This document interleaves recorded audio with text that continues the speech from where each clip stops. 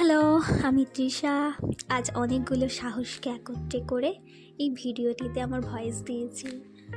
আর first time আমার voice যখন দেবো ভেবেছিলাম, তখন এই রাধাকৃষ্ণের কাজের পেন্টিংটা দিয়ে স্টার্ট করব ভেবেছিলাম।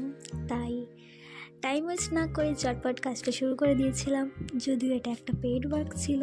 প্রথমে আমি পেন্সিল দিয়ে লাইন করে নিয়েছিলাম, তারপর ব্যাকগ্রাউন্ড করে শ্রী রাধাকে কালার করা শুরু করেছিলাম। কারণ আমরা সবাই জানি যে শ্রীকৃষ্ণের আগে শ্রী রাধা জন্মগ্রহণ করেছিলেন, কিন্তু যতদিন না শ্রীকৃষ্ণ জন্মগ্রহণ করে রাধাকে স্পর্শ করেছিলেন, ততদিন রাধা রানী চোখ খোলেননি।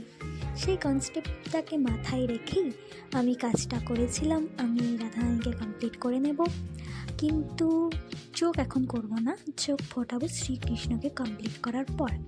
গল্প করতে করতে ভিডিওটা 1 মিনিটের বেশি হয়ে গেছে। আজকের ভিডিওটা তাহলে এতটুকুই। কাজটা কেমন হচ্ছে জানাবেন, আর পার্ট 2 দেখতেই হবে। এই ভিডিওর আমি পার্ট 2 একটা শর্ট দেব। So get excited. টাটা।